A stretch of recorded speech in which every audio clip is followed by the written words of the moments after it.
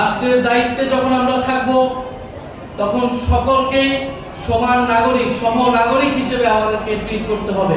যে বিচারহীনতার সংস্কৃতি শিকার হয়ে আসছে আমাদের সংখ্যালঘু সম্প্রদায়ের লোকজন, সেটা দূর করতে হবে। আমরা বাংলাদেশের সকল সম্প্রদায়ের জন্য, বিশেষত সনাতন ধর্মাবলম্বী মানুষদের যে দাবি দেওয়া রয়েছে সেই দাবি দেওয়া নিয়ে আমরা কাজ করে যাব।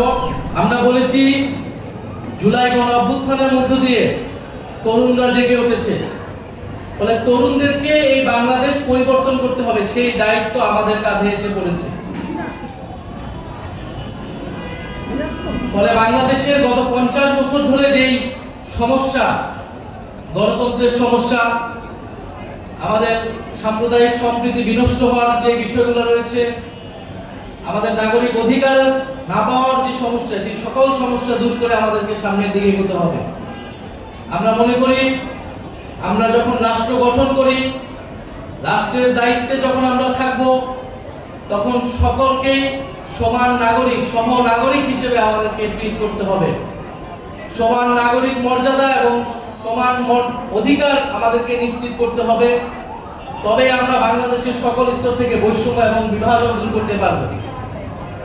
আমাদের মধ্যে বিভাজন তৈরি করার, বৈষম্য তৈরি করার জন্য নানান অপচেষ্টা হবে, কিন্তু এই সকল কিছুকে দূর করে আমাদেরকে ঐক্যবদ্ধ থাকতে হবে। আমরা বলেছি বাংলাদেশের চাকরি ক্ষেত্রে কোন ধরনের বৈষম্য করা চলবে না। ধর্মের ভিত্তিতে হোক, অঞ্চলের ভিত্তিতে হোক, কোন ধরনের পরিচয়ের ভিত্তিতে বৈষম্য করা যাবে না। মেধা এবং যোগ্যতার ভিত্তিতে সকলের চাকরি এবং কর্মসংস্থান নিশ্চিত করতে হবে।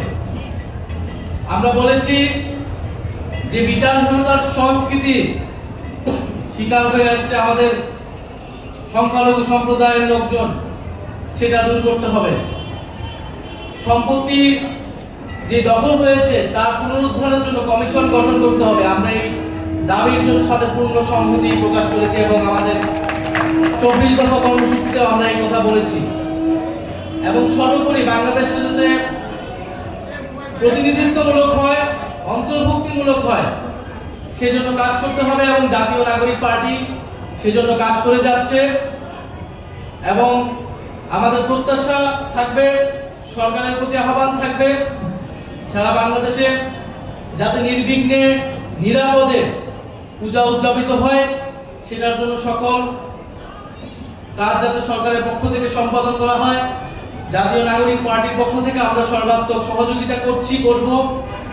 এবং বিভিন্ন জায়গায় আমরা যে ঘটনাগুলো শুনতে পাই, মন্দিরে হামলা বা প্রতিমা ভাঙচুরের, এগুলো যাতে চিহ্নিত করে কঠোর বিচারের আওতায় আনা হয়। সে যেই রাজনৈতিক পরিচয় হোক না কেন, যেই ধর্মের হোক না কেন, যারা এই ধরনের ঘটনার সাথে জড়িত তারা সাম্প্রদায়িক সম্প্রীতি বিরোধী, তারা বাংলাদেশ বিরোধী। তাহলে তাদেরকে কঠোর বিচারের আওতায় আনতে হবে।